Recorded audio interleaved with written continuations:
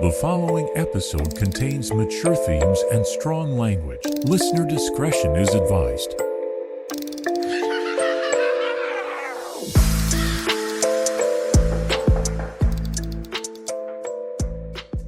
Welcome to History and Mystery in Kansas City, the history podcast about all things unsolved and unexplained in Kansas City and the surrounding areas. I'm Laura. And I'm Talia.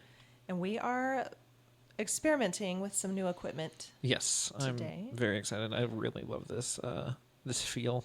So I really hope it doesn't sound bad. I feel like it's going to sound amazing. I feel professional. I do too. Yeah, I'm a real podcaster. You know, for the topic that we were talking about today, I'm feeling awfully giddy. Oh, I know. It's such a terrible topic, but my brain is so loopy today. We're going to be talking about Miss Leila Welsh. And this is an unsolved case in Kansas City. So I urge anyone that has any information, if any of this sounds familiar, like your grandpa was talking about something, your grandma was talking about something, let us know, or let the police know. So Leila Welsh was born in 1917. She was the heiress of Kansas City real estate mogul James Welsh, which was her grandfather. She was the youngest of 4 children and grew up on a farm in Lee Summit. And she was a student at the University of Kansas City, and lived at 6107 Rock Hill Road with her mother, whose name is Maria, I believe. And her in my brother, notes, I never wrote her name down. I should have, but I just have Marie. Other things. Her name's Marie. And then her brother, George Jr., because their father's name is George too. But he was not living at the house because of some type of sickness, illness, injury. I'm not really sure. Yeah, he had an illness that caused paralysis. Yeah. Yeah, I mean, I could have done a little bit farm. more research on that, but... I think I read that he was still living on the farm in Lee Summit. Yes, and he lived in Lee Summit. From what I understand from the research, Leila was living in Knoxville, where is it? Illinois, and came back home to help, but then her father stayed where he was, and she moved in with her mother and brother. But I don't understand how is he living when he's like paralyzed? I'm sure they were rich enough to have like maids and stuff. Yeah, caregivers. Yeah. So not only she attended a women's college that her grandma went to and was the president of at one point. And then after she graduated from UMKC in 1938, which, funny enough, she won a beauty. She didn't win. She was the runner-up for a beauty contestant contest at the university. Then she moved to Knoxville, Illinois, Where she was a teacher. She was a teacher. And then she got this note from her mom. It was like, hey, he's not doing well. Your dad ain't doing well. Like, come on out, help me out. And stay at our house over here near the campus if you want to teach at the campus or go back to school or whatever. And so she came back in the fall of 1940 because his condition was worsening. And she lived at that house with her mom and her brother. Mm-hmm. And I don't know how, because according to reports the night of her terrible death, her brother was sleeping on the couch. So I don't know if that was like a regular occurrence or... He had a room upstairs. But for some reason he was sleeping on the couch. I don't know why. But he did have a room upstairs, and then she had a room downstairs, and so did her mother. I think. Because, yeah, it sounds like it was like a bungalow type where it's like 1.5 story type house. But, yeah, so... It looked big from the photos. It's not huge. It's smaller than this, I'm sure. Oh. Like, it's probably 1,200 square feet, 1,300 square feet or so. The camera adds like 4,000 square feet.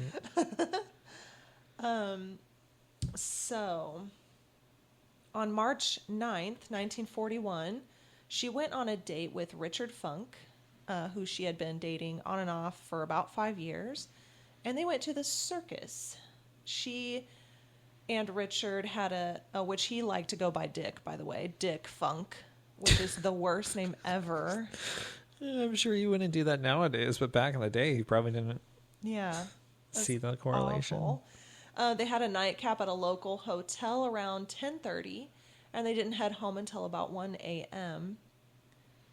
Yeah, it was Hotel Phillips, Which is still there. yeah, which is still there and operational. It's kind of dingy now, not as elegant as it used to be, because it was like a real happening place back then. Really happening. Yeah. George Jr. and Marie were asleep at the house when she got home, but she went to her mother's room and...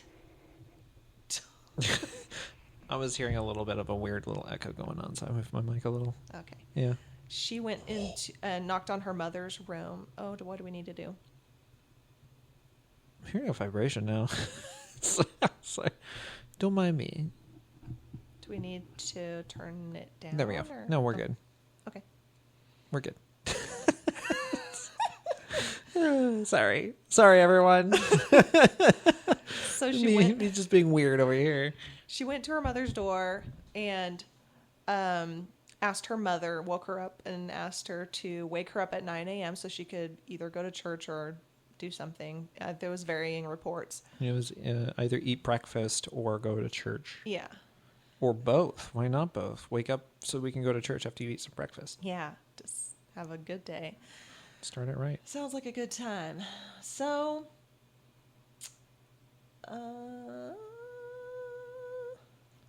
However, when her mother went to go knock on the door, she found it difficult to open yes. because there was a chair in the way on the other side. Mm-hmm. But when she did get that, that door open, horrific scene. Well, first she walked over to the window because she had left her window open. Leila did, and her mother closed it, and she said that she did sleep with it open a lot, so this was kind of normal. But it was a March day, March 9th, and it was chilly, and so she went over and closed the window, and then she turned around and saw the covers were pulled up all the way to her head, so she is initially thinking she's just asleep and has the blankets pulled all the way up because she's chilly. Because she had the window open. Right, and so she pulls the blanket down, and that's when she sees the horrific scene. Yeah. So, let's see here. So I had it messed up. No, you're good. I didn't realize that she closed the window first. Suspicious. That's suspicious to me, at least. But now that you described it, it's less suspicious. Okay. Now, Marie later told the police that she heard a thump in the middle of the night. Around 1:30. That's when she says she heard a thump. They got home at 1:30, so... Oh, I thought that they got home around like midnight and then she went to bed. I don't know. It's conflicting reports again. So I read that it was between 1 and 1:30 is when they got home. Oh, okay. And you would think that if it was right around the time they got home, her mother was awake because she talked to her. So, you know, she would still be awake, and she probably would have gone and seen what was going on if she heard something right then when she's still awake. Yeah. So she had to have been like kind of fallen back asleep. Right. So I don't know. So later on, after they got home, Right. sometime in the night, she heard a thump. She assumed it was her son, George, who was asleep on the sofa, and she thought he fell off the sofa. Yeah, and this is a loud thump. Yeah. You would think a loud thump that wakes you up and you go check on your son who's sleeping on the sofa and you see he's not falling on the floor. Maybe I would go check the other room. Yeah, that's true, because some reports said that she went out and checked and she saw him on the sofa, but I guess she could have assumed that he got back up off the floor and lay down. Even then, you're up. You might as well check the other room. Yeah. But so she heard the thump. She went out and checked. From what I read, she went out and checked, and her son was asleep on the couch. So she just figured he had fallen off, and that was it. And she didn't think anything else of it and went back to bed, unfortunately. That's interesting. So Layla's homicide was really horrible. She sustained 3 blows to the head with a 4.5-pound railroad hammer. Oh. Awful. Then a slit in her throat that almost decapitated her. Yeah. Blood was drained from her body onto the floor, and it actually soaked through the floorboards into the basement. See, that's where I'm nervous, because the mom coming in and seeing the window and closing the window, you don't think she would have saw the blood on the floor? She probably just... Well, and I don't know how the room was set up either. So maybe the bed was farther away from the window than the door. Maybe. I don't know. I suppose if it's literally right next to the door. Are you suspicious of the mother? I am suspicious of everyone. There were bloody footprints everywhere. Layla's pajamas were shredded, and a man's shirt, minus the collar, was stuffed into the wound in her throat. Oh, man. So a man's shirt. Yes. And there's nothing that I read that said they identified whose shirt it belonged to or who it belonged to. So who knows? A 6-inch circular piece of flesh was cut from her right thigh buttock area. And the letter G or S was written on her calf in her blood. She had not been sexually assaulted, though. See, a G. Yeah. I know one of the main suspects of the case was George. Right. It's a little too obvious. It's almost like somebody's trying to set him up. Yeah. In my opinion. It's way too obvious. Yeah. Especially the fact that there's no sexual assault. Like, you want to say, oh, that's the brother, because he didn't want that. He just wanted her money or whatever. Right. But then at that point, you'd be like, oh, okay, cool. Maybe we should search the house and everywhere that he would have been for, I don't know, a circular piece of flesh. It ended up being outside, and a dog found it and had it in its mouth. How did I not see that in the 6 or 7 different things that I've read on this? I don't know. But yeah. So it was found eventually. Where do you do your research? All over. Do you go Old past newspapers. Do you go past like the first page of Google? Oh, yeah. Oh, yeah. I can't. I do deep dives, man. Man, that's probably my problem. I don't go past page 2. But my favorite thing is like super old newspaper clippings from Casey Starr. She was pretty. Yes. Very like, pretty. I could see how she Curvy, won brunette. or was runner-up. She was gorgeous. Yeah. And speaking of the newspapers, that's how because I did see a couple of the newspaper clippings, but wow. And that it said that the chunk of flesh was found about 100 yards away from the house. But again, a dog had found it, so who knows how far the dog had carried it. So we don't really know where it was actually thrown. Could have been right outside the window. We don't know. Right. Who knows? But why cut it off? I don't know. If you're not going to keep it, why cut it off? It's very similar to another homicide. Is that why it's tied? Part of it. Part of it. Oh, So, okay. See, because I didn't even hear about some, like, I just thought the guy kept the skin flesh. I didn't realize the dog had found it. So I was just like, oh, well, I don't know how it's tied to this other case other than maybe maybe the suspects list. But we'll talk about that here in a little bit. Yeah, so the murder and the victim actually are really similar to the Black Dahlia case in California. And everybody's heard about that, but she was Elizabeth Short. She was a pretty brunette. She was very pretty.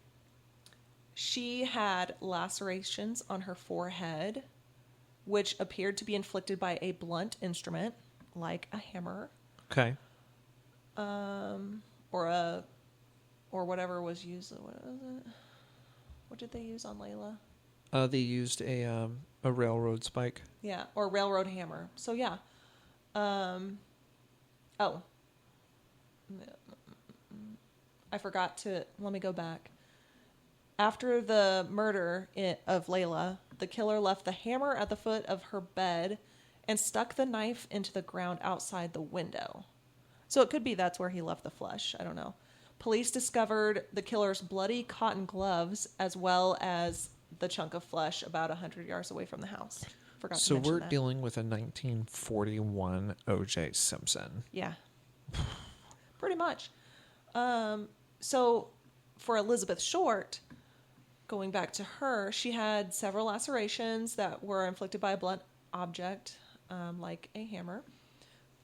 She had a lacerated left breast and I don't know why they worded it like this, left and right, but both of her breasts were lacerated. She was cut up.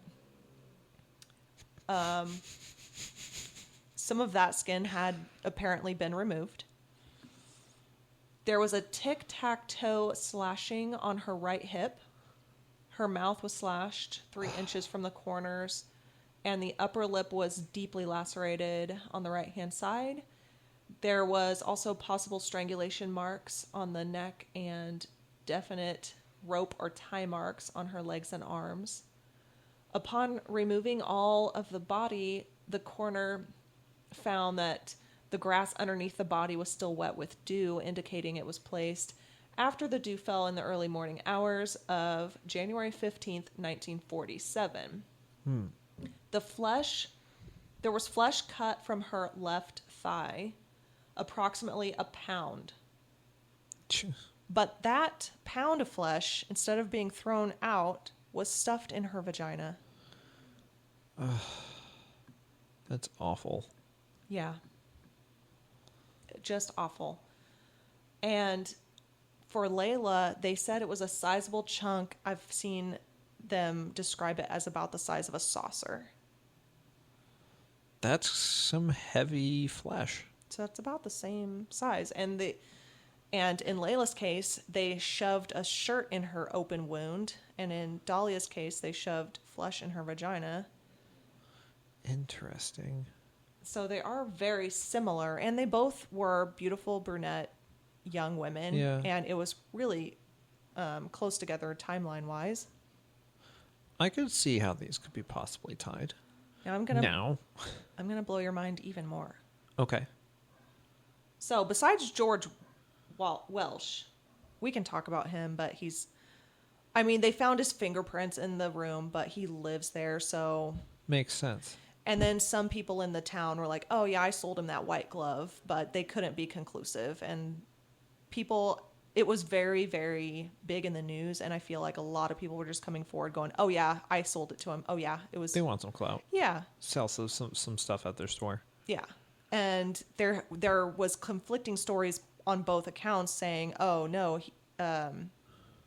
he didn't buy that, or that wasn't his shirt, or that wasn't his knife, or whatever. So there's just a lot of conflicting information, and there's no solid evidence against George Welsh at all. But there's more interesting facts about him, so I'm going to come back to him. Okay. So there was one suspect named Carl Basinger. I'm not sure. Carl Basinger. There's no N. I don't know how you say it. Balsiger. Basiger. Balsiger? One more time. Balsiger. Siger. Siger. Balsiger. Balsiger. I'm not sure. Balsiger. Balsiger. We'll say Balsiger. So he attended school at the University of Kansas City with Leila. Okay. He was acquaintances with her. He was also at Camp Cook in California at the time Elizabeth Short worked there. According to some reports, he was dating Elizabeth Short on and off. I don't know how, reliable that is. But interesting. he was interviewed on January 20th, 1947 concerning the murder of Short. And that's my dog. She wants her dinner. The Los Angeles District Attorney noted, quote, "It was established that this suspect on 2 occasions had given different women vicious beatings apparently for no good reason. So even the district attorney thought that they were related." Interesting. The Elizabeth Short and Leila Welsh cases were related. That is actually mine. You were correct. This is mind blowing because I didn't even think about Carl. That was the name, right? Carl. Yeah. I didn't even think about Carl when I was looking at, because my brain, when I was doing all the research, there was only realistically one suspect that they even questioned or arrested for Layla, and that was George. Right. I didn't even notice that there was a possible second suspect or that they were even questioning somebody else. Yeah. Named Carl. So when I was trying to see the connection, I was like, well, maybe there's a suspect. And I was looking online and I was like, okay, well, there's one website that was like, yeah, the suspects are tied, which is what you just said. And I was like, okay, well, let me pull up all the suspects for Black Dahlia. I was looking at the Georges. Yeah. And I was like, there's no George Welsh on here. And I was like, was George even in California at that time? Could not find any history of George Welsh Jr. outside of this case. So I was like, easy, debunked. Put that theory to rest. We know that's a lie. Not so fast. Because here we have Carl. And now we know who did it. No, not necessarily. We know who did it. We know for a fact. We have all of our gooses in a row, all of our eggs in a basket, and we're going to just hand it off. We know with 100% certainty, without a doubt, Carl did it. We know it We don't know it, but in our hearts. he is very suspicious, that's for sure, because it was in a book that I was reading by Pew Eatwell called Black Dahlia, Red Rose, The Crime, Corruption, and Cover-Up of America's Greatest Unsolved Murder. He says that Carl Basinger, that's where I got it, yeah, he was a boyfriend of Short, and he was also investigated multiple times for fraud. One of the cases, his wife got in a terrible car accident, and he got like a bunch of insurance money, and it was like suspected that he messed with the car to get insurance money. Could have killed his wife too. He was the prime suspect, correct? I don't think he was the prime suspect. For no. the Dahlia case? No. No? There was a bunch, but I don't know if they had anyone as the actual prime suspect besides the one they ruled out for sure, Red. But he had a solid alibi because he was the last one to see her alive. Because there was an episode of Ghost Adventures on the Black Dahlia case. But I'm trying to remember who it was.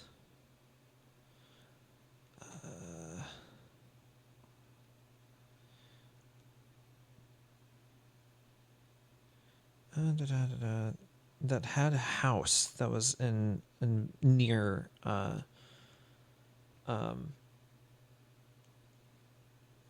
it near Hollywood, where it happened. Was it George Hodel?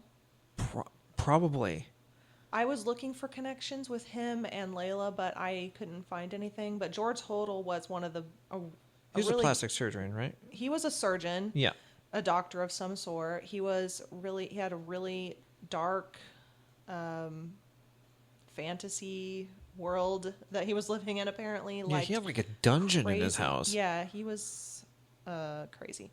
But they thought of him because of the way that that Black Dahlia or Elizabeth Short was mutilated, and she was cut in half, actually. Oof. And so they said it looked like a surgeon had cut, because you would have to know how to cut through the spine and everything, and it was very cleanly done. And it was done somewhere else, so they said this person has somewhere private that they can mutilate a body in. Yep.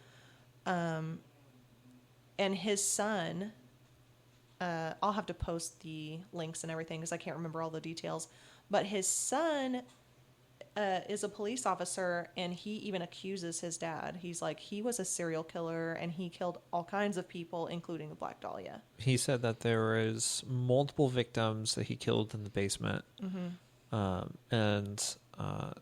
So whether or not you believe in ghosts and all that stuff, ghost adventures, I actually caught a lot of different evidence in that house. I bet. And whether it's fabricated and real or all real, there was definitely a lot of stuff that would suggest that there was multiple females down there. Yeah. That were calling out for help. So Yeah. even if he didn't murder Black Dahlia, and even if he didn't murder Leila, he's got some explaining to do. Yeah. So I don't believe he was even in Kansas City in the area, because I did find some reports about him. He did some work in, like, I want to say it was China or somewhere. He did some kind of work around the same time. And so I don't think he was in Kansas City, but I'm not positive. Who's to say he's not friends with Carl? Maybe he did his dirty work. Maybe Carl did the dirty deeds, and George was like, I gotta clean up after you. Let me cut this person in half and try to get rid of the body. Yeah, I don't know. Who knows? So, yeah. So I think Carl looks pretty good for it, because he just seems like a shady asshole doing all this fraud and beating women. Who knows? Like, or allegations of beating women. Yeah. And George, you're off the hook. And it sounds like the police kind of thought they were connected, but didn't really have anything to go on, so they couldn't pursue it. Also, and I read this in some of the reports that I, as an explanation as to why they had to find and push it to be George. They needed their fall guy because. Oh, yeah. So, but where were we? Well, it says it's recording, but it's not jotting anything down. Yeah, but you got to wait until you hit the square, and then it goes in there. Yeah, but we can at least see it's recording. Yeah, we can see it's recording. We already tested it. For those still chiming in, we had a technical difficulty. We had just finished the episode and realized that the last 10 minutes, 5-10 minutes. Yeah, not very much. Not very much, but we got decimated with this new system. It was no. But as I was saying, as we listened to see where we were, as all the research and everything that I was able to figure out and do, it showed that the reason why they were really pushing for George to be guilty was because they needed a fall guy. Most of the information that they were getting during that time period were from newspapers and radios. And so they wanted everybody to think or feel as though their neighborhood was safe, or that they had everything under control. Everyone was in a panic. When 100%, they didn't have it under control. They didn't know who did it. And now we know who did it, and with 100% certain. But and we'll get into that here in a second. Did we talk about that already? Yeah. I don't know. I don't know. We can talk about it again, and I can patch it in. We know it was Carl. We know with 1,000% certainty it was Carl. We went over why he was a suspect in both cases. Well, there's no suspect, and there's no. Yes, suspicion was high, which is the reason why this gets the 1,000 stamp of approval that it was the Talia stamp of guilty verdict from Talia. He was a very suspicious person with all of his committing fraud, and the police suspected that he had something to do with both because both women, he knew both women and was in the vicinity, and he's a good suspect. It adds up too much to be George. Yeah. Not to be George, but to be Carl. Right. And yes, we talked a little bit about how Carl did change his name to Carl.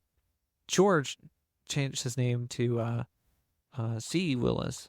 Claude Welsh. Willis. What is my brain? This is what happens. We got interrupted, and now we don't know what the fuck we're talking about. Yeah. I mean, 2 Tic Tacs and a Red Bull, am I right? Jeez. Oh my God. That's where my brain is at. Jeez. But yeah, so Claude, I feel so much sympathy for George, He changed his name to C. Welsh because he didn't want to be tied to George anymore, which sadly, understandably, he was like, well, I don't want people to think I'm a murderer, so he had to change his moniker to Claude. And then to be immediately turned around, go to California and try to change up his life and get turned around in this other murder. And then the police suspect him for that, just because of what happened here. But I mean, it makes sense because that's a huge coincidence. Well, so is Carl. Yeah, they both are, which is what is so crazy about these two cases. Yeah, they're really tied.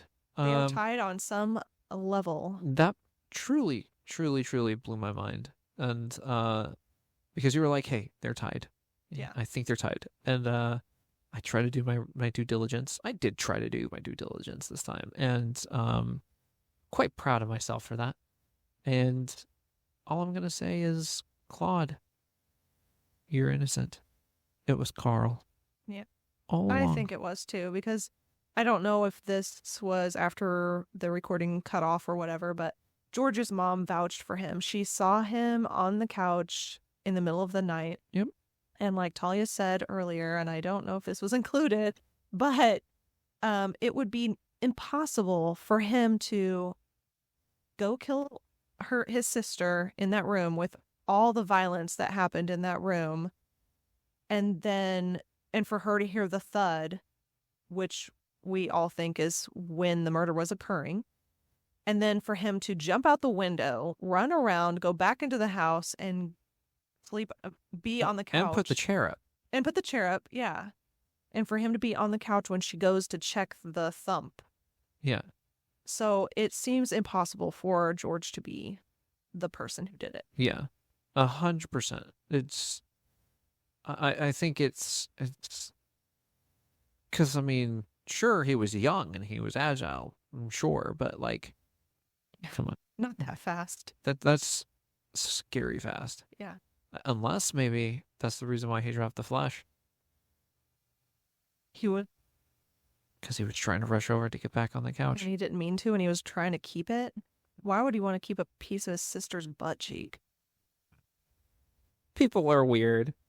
They are weird. And in the Black Dahlia case, the piece of flesh was cut off, I think, because they said there was a tattoo. So it was like kind of trying to hide her identity. With Leila's case, it was just a piece of flesh. She didn't have tattoos.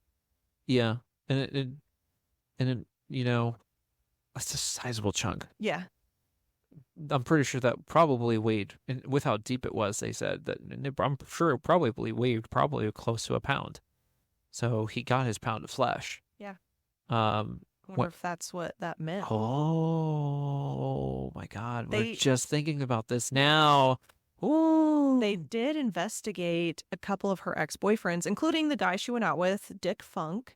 But he had an alibi. He had a witness, I believe, that said that he was home by that time. He didn't leave again. And they even investigated the guy that she was seeing in Knoxville, Illinois. And nobody else became a suspect, really. Yeah. Like, they all had alibis. But so she did somebody dirty. It seems like somebody, I mean, it definitely seems like overkill. It seems like somebody. There's definitely a passion kill. Yeah. And they took a pound of flesh. Which to me means they knew her. Yeah. And Carl knew her. He probably was like hitting on her, and she was like, no, you're a fucking creep. You know what just hit me? What? What if the reason why they found the flesh outside is because he dropped the hammer on accident, heard somebody was coming, and then jumped out the window, and it fell, and he just said, fuck it, I'm out. Maybe. That's insane, because why cut the trophy but leave the trophy behind? You're right. It makes no sense. I don't know. And then he's like, just has a thing for butt flesh, and that's why he did it to the Dahlia too. But for hers, it's like, oh, I get a little skin trophy. Or no, he didn't take it either. No, because he shoved it right in her. Yeah. But he's just got a thing for cutting up. What if he was thinking about doing it and then the hammer fell?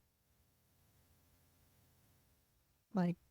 So he was thinking about shoving the flesh into her, like the Black Dahlia case. But the hammer fell off the bed. Yeah. And then he heard somebody And coming. that's the noise. Yeah. And And so when he said, she screw it, I gotta run. Maybe. Because cutting somebody's throat, it doesn't make a lot of noise unless she was screaming, but maybe he somehow kept her from screaming with a pillow or his hand or Unless the first thing he did was bash her brains out. knock her out while she was asleep so she couldn't scream and that wouldn't make a loud sound. Yeah. So when the hammer fell, that's the bang. Because he probably put the hammer on the bed Yeah. while he was cutting the flesh. Yeah. And then nudged the hammer a little, or the bed moved a little bit. The hammer fell off.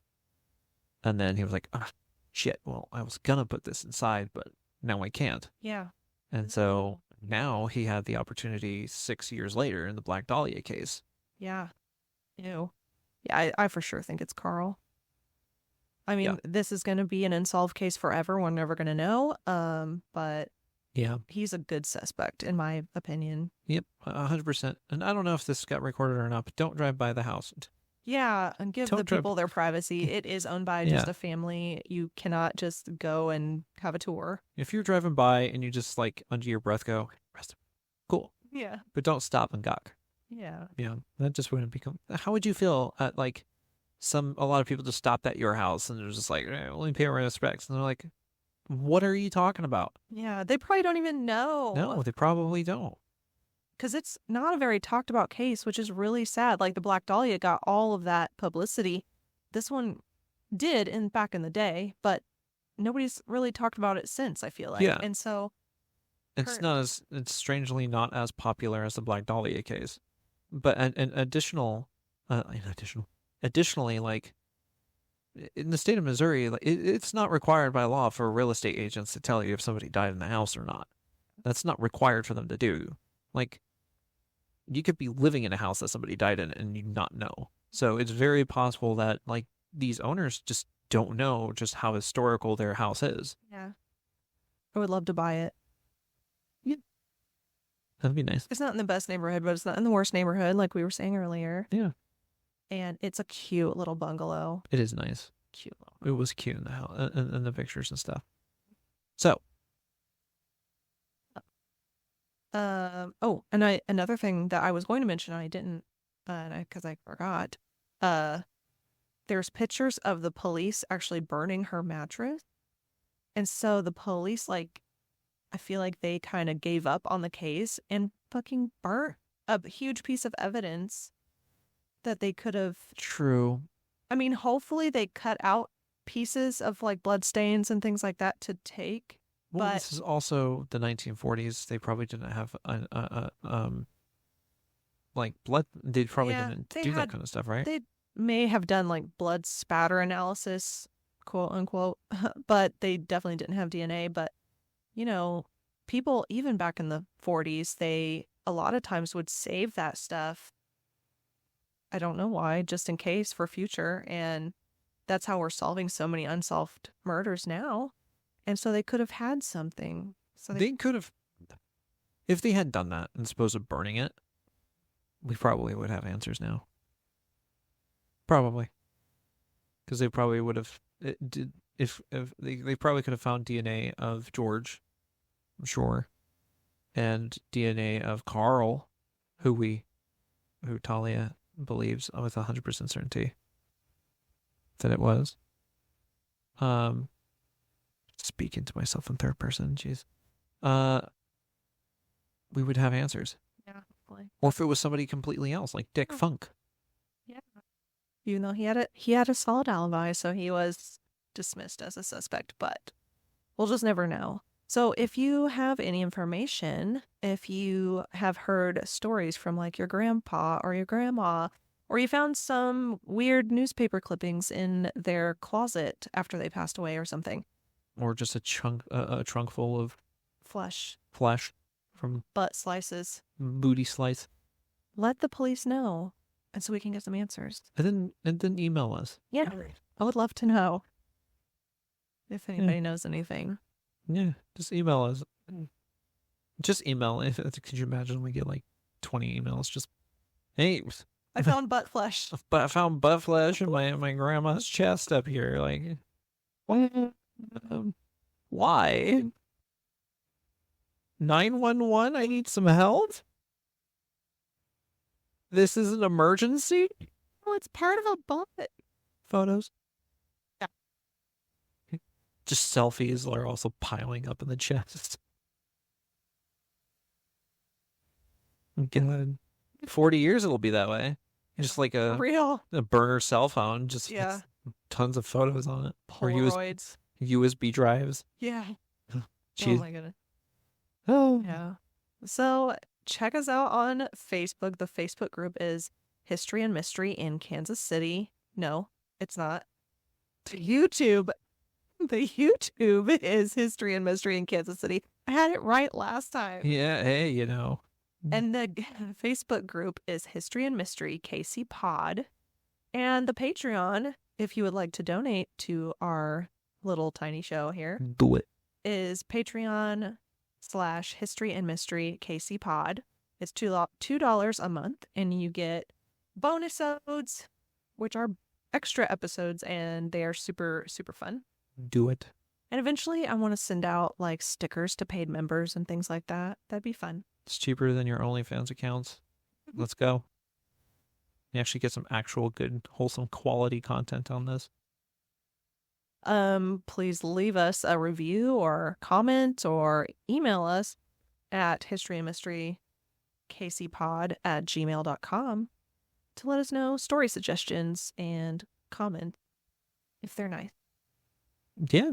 Yeah. We appreciate nice comments or constructive criticism. Yeah, constructive criticism is welcome. Just don't be a dick. We apologize again for the sound quality, and we are learning this new... I think in this case, it's not the sound quality issue. I think it was just, it cut us off for some stupid reason. Yeah, and I'm going to have to do a lot of editing, and it's going to be a nightmare. Oh, but I'm sorry. that's okay.